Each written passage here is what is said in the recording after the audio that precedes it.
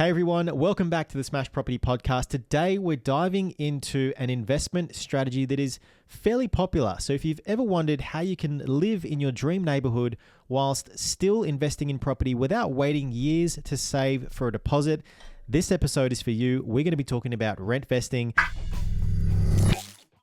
Hey everyone, welcome back to the Smash Property Podcast. I'm Nick V and this is Akira. Today's all about rentvesting. I love it. Before we get into it, how you doing? I'm doing great. I feel Excellent. like it's the end of the month. 2 more months to go. God damn. Halloween tomorrow, is it? Yeah, it is. Well, we're filming this episode live. Like, this doesn't get any more live than this. Yeah, this I is know. going out today. Content day. Content day. We love it. We love it. But yeah, tell the viewers, how's life? What's going on? What's the plans? What's happening? Going on? We are basically working off a few deals at the moment. Up in 100%. Queensland, quite a few up there. Deal Kings. Yes. That's what's up. Yes. Yeah, just a lot of balls in the air at the moment, trying to close things, trying to get things Juggling. done. Yeah, hard. Yes, I? Yeah, look, well, juggling the deals. Actually, we haven't told you, but we've got some crackers that came through this afternoon. Oh, that's good. That we'd sourced, so we'll hand those out to our clients very shortly. Gearing up for Queensland in a couple of weeks' time. That's going to be a big trip, I feel like. That's going to be a big trip. We've got some. We've always got some cool things planned. I feel like I always say that, but like there always is cool. some cool things planned. But today's topic is about rentvesting. Yeah. And the stuff that we're going to go through is actually taken from the book that I'm in the process of writing. And I don't think I've ever announced this before on any podcast or any platform, but I am writing a book. Yeah. I haven't even read it yet. I've You read haven't one even chapter. read it. Today I kind of got it into a state where it's almost ready for a full end-to-end read. This topic, rentvesting, is a part of the book, or one of the many parts of the book. So the stuff we're going to go through is basically out of the book. And yeah, I'm super excited to kind of share that, because we're very close to actually being able to have that book ready for publishing, which I'm aiming to do by the first quarter of next year. All right, easy. Huge announcement. I want to read it. I want to get my hands on this thing. It's a weapon of a book. If you've seen some of my videos, you know that I've got tons of property investing books. I've basically read them all. And this one is the definitive property investing book out there in the market, hands down. I love it. I feel like for you, the way I see you at least, you're straight to the point, no fluffing. No BS. I don't have time for that. I You know like what that. mean? And I think in property game, time is of the essence. Time is money in the property game, and so is this podcast. So let's get straight into it. And tell us, rentvesting. You know what? I think the other thing, other than just the book, it's Googled quite a lot from what I saw. So I think it's going to be a super interesting one because, everybody has their own preconceived notion, basic understanding of it. But I think going into the deeper detail of what it is and, the details within who should deploy this strategy, this is who the value is going to be for on the podcast, I think. Yep. Okay. So look, so rentvesting, let's start with the very basics and keep it very simple. Rentvesting is a strategy where you rent a home in the area where you want to live and you invest in a more affordable or another area entirely. Yes. Right? It's as simple as that.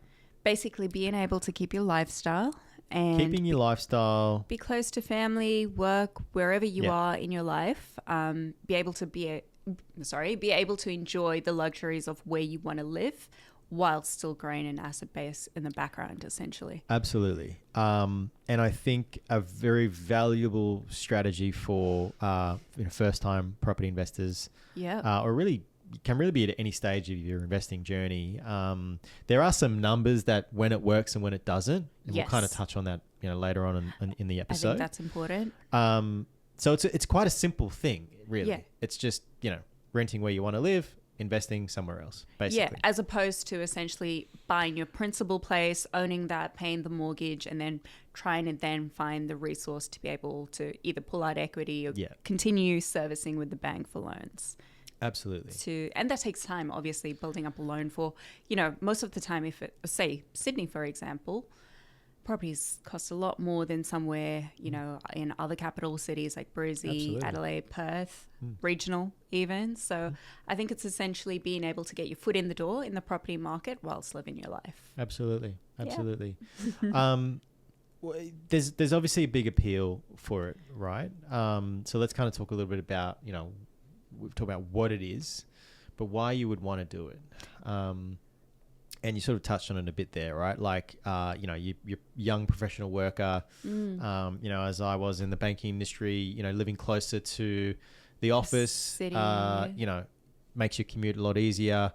Your lifestyle's there, your mates are there, you're going out after work, you're doing all those sorts of things, right? It just makes life a lot easier. Or maybe there's a family thing. Maybe you've got to be close to your family. And that might make a lot of sense there as well. Or maybe it's just that you want to explore and want to be able to move from place to place, don't really want to be tied down to anywhere. Maybe you're single, you don't really actually need consistency, and you're in that stage of life where you're more of an adventurer. You want to explore different parts of the world.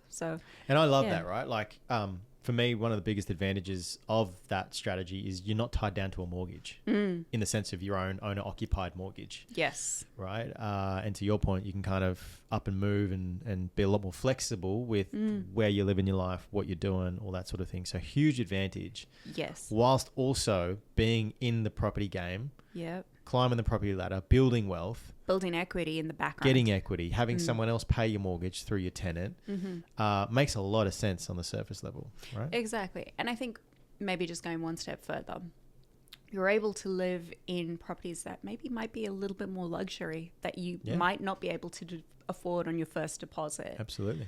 So you're able to essentially live in more of a blue chip area potentially, while still being able to have an asset behind your name in your investment and not putting yourself too badly out of pocket. Because we all know after a certain price point, the yields go down slightly on those higher, more expensive properties. So it gives you the advantage of understanding your numbers and making sure, you're pushing yourself forward on the journey on investing. So I guess next part of this is understanding in your personal situation, when does it make sense to do it? I think most importantly, like anything in investing, you want to understand the numbers behind what you're getting into. So when would you say, from your experience, does it make sense to rentvest? What types of properties, what types of numbers do you need to be looking at? And what is the importance of understanding that? Look, I think if you're analysing this yourself, as I was many years ago, I was always looking at, okay, if I was going to, rent a property, is the rent on that property going to be the same or less than the equivalent mortgage I would have on that property in the area that I want to live? If the answer to that question is the rent is the same or lower, actually really should be, if the rent is lower. Significantly lower, I'd say. Yeah, significantly lower. Then it would make sense to potentially rent in that area and invest somewhere else. Exactly. However, where it wouldn't make sense is in that same scenario if the mortgage is actually the same or lower than the rent, because then it doesn't make sense. You might as well have the mortgage. It's cheaper for you. Exactly, because a lot of people say rent money is dead money, right? I hear people say that. Yeah, in certain circumstances. But I think it's more so the emotional attachment to that. So a lot of people have an emotional connotation to buying property for their personal place of residence. And, when you're trying to create a family, I understand that. It makes sense. But this is more so for people who are looking to try and create wealth more than anything and put themselves in a situation where, they might be renting for a period of time, but then it does mean you have your assets growing in the background to give you that opportunity later down the track to buy your own property, maybe pull out equity from those investment properties and use that towards a deposit. Or maybe you're in a better paying job and that gives you the leverage to save a little bit quicker to find your principal place. So it's all about, with rentvesting, at least in my personal situation when I've deployed it, is knowing that sometimes in your earlier parts of your career, you can't always afford like the properties where you want to live.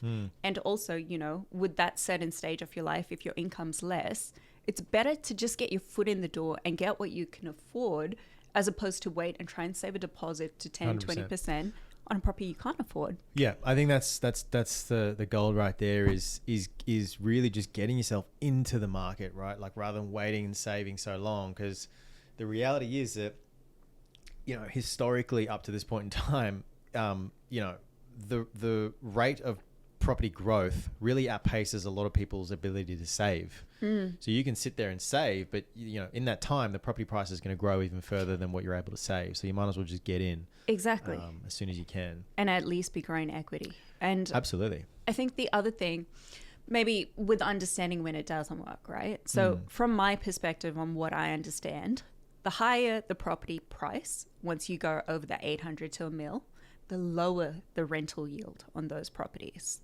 So as those property prices increase, it makes more sense to rentvest those properties. But at the lower end of the spectrum, say the property is worth maybe 300,000 to 500,000, the rental yields are normally, on average, dependent on the location, whether it's obviously a capital city or regional, are normally around the 3 to 5% if we're talking, you know, Brisbane market to Townsville, regional Queensland kind of markets. On that kind of token, it's important to understand, you know, interest rates as well. Because as you, I think, you know, interest rates can drop and fluctuate, the rental kind of gap between your mortgage repayment and rent you receive reduces. Does that make sense? I hope. Yeah, I guess in simple terms, where it doesn't make sense is where the rent to buy gap is minimal. Exactly. You know, like I think just to kind of sum it up. But we're actually two living, breathing examples of two opposite ends of the spectrum. You rent vested, I didn't. Yeah. Now I'll talk about maybe mine, and then you can maybe share yours, right? Like firstly, I regret not rent vesting straight up because you know, first house I bought was an owner occupied place to live in, right? Yeah. If I had done it the other way and rent vested, my portfolio would be in such a different position. I probably would have, I don't know, maybe another 5+ properties in the portfolio. Because the thing that held me back was having that owner occupied mortgage. So then when I was trying to grow my portfolio, the bank was always looking at it and going, all right, well, you've got an owner occupied debt, which soaked up a huge amount of my serviceability. I think that's the key in explaining that in depth. Yeah, exactly. Which, like I said, and that's the reason why if I didn't have that owner occupied debt, I probably could have had another 3, 4, 5 properties by now easily, without a doubt. Because I mean, your serviceability in terms of your income and the asset base that you were growing, it was on a healthy, really healthy level. Yeah, I mean, I was lucky. I was in an industry where, you know, I was, you know, climbing that corporate ladder, constantly increasing my income, so I was able to kind of overcome that serviceability issue reasonably quickly. But that being said, regardless, I still could have had more properties if I had have rented and then, you know, built my portfolio. However, I think it's important to say that, you know, the emotional side of having your own owner occupied home means a lot to me. Yes. If you want to hang a painting on the wall, you don't have to think twice. You know, for me, what used to drive me nuts was all of the like inspections, like every 3 to 6 months or whatever it was. I used to hate that. The fire alarm thing, because I was living in apartments. They got to get. I freaking hated it. Yeah, and to be fair, I mean, you spent a good chunk. I mean, you moved out of home and you were renting for a massive period before you kind of got your first principal place. Yeah. So I think that was a big kind of aspiration, and it was a big goal for you. So I mean, rightly so. It's something, you know, it's a dream. Like, it's an Australian dream to have your own home. It is. So in hindsight, do I regret it? No, I don't. But I think it's important for people to kind of weigh up, you know, there's the emotional side of having your own thing, but, you know, the practical side of having more properties. What's more important to you? Yes. And I think it's one thing, you know, if you sat on the sideline and just bought your principal place and didn't buy property, like investment properties as well. But I think you hustled to ensure that your income was increasing so that you kept pushing on and getting more properties. Because I think in hindsight, from what you're saying as well, your principal place has grown in value. And it's done. You know. Yeah, I think it's probably the best performing property, one of the best performing properties. So you picked a good area, clearly. Well, yeah. I mean, that did well. Now you, on the other hand, did the opposite. You did rent vesting. Yes. So tell us about that. So for my personal situation, you know, I started when I was on an income of, I think it was 50K, 50 to 60K when I was really young, early on in my career. I knew that property was something I wanted to do, and I was living at home at the time. So what I had done is I actually purchased my first one up in Newey, but I bought a piece of land and built a property. So I got the leverage to be able to, you know, at least I was in construction, so that was the beauty of it. But I was fortunate because I'd researched the area. I was making sure that that area was going to pop. So by being able to do that, I kind of made at least 200 to 300K within the first year or two for that property. So being able to get my foot in the door, have my first, you know, property that I could essentially rent out with a high yield, good growth, put me in a situation where I could then live in areas that I wanted to in Sydney. That property you bought, honestly, like I don't think you could have asked for a better outcome with that. Like high growth, high yield, and to this day, one of your best performing assets. I told you it was my babushka doll. It kept making babies, so I kept pulling out equity on that property, kept going to the bank, leveraging, and purchasing more properties from that one. So whilst I was living where I wanted to live, I was able to have the jobs I wanted to have, and then essentially put myself in a position where I had a few properties under my name, and I was comfortable enough to, you know, just continue to hold that base and then make sure I continue to grow the whole thing. Yeah, absolutely. So I guess, you know, for the people listening, you've kind of got two ends of the spectrum here. You've got a Rentvestor and you've got a, you know, owner occupied first. Yeah. And at the end of the day, like, well, I think I say this quite often, there really is no right or wrong way to approach this. Because you were human. Exactly. I think the main important thing to understand is, yes, money is important. Growing, you know, your wealth is 100% important because it puts you in a position where you have choices later on in life. But I think, you know, for me, I wasn't earning that much. So I needed to understand what could I do to push me forward as quickly as possible, because, you know, my 9 to 5 wasn't providing me the kind of peace of mind that I needed for 10 years from that point. Yeah. And I think from my perspective, you know, I've said this to you a lot, you know, off camera, like my freedom means so much more to me than money and wealth. That's it. And that aspect or that kind of train of thought meant my owner occupied home meant a lot more to me than, you know, going out and getting, you know, extra, you know, 3 or 4 or 5 properties, whatever it might be. Exactly. Don't get me wrong. I have moments where I'm like, God damn, if I had just done that. Like, I know. I remember we were doing a brainstorm one day. I'm like, it's so stupid. Why would you buy it? Yeah. And I was like, who would be an idiot to just buy their own? I was like, me. Shit. Damn it. I said it. It was a funny moment. Yeah, it was pretty funny. I remember that. So because I think it was, why were we doing it? We were working the numbers out in the background in I think understanding. we were in the process of how we sort of move forward with our portfolio. Steps. Do we go out and rent somewhere? Yeah. And then we were doing all the numbers, literally all the things we just talked about. Yeah. And it didn't quite make sense. The numbers weren't numbering with that. Yeah. With what we wanted to do and where we wanted to live. Exactly. So we stayed put.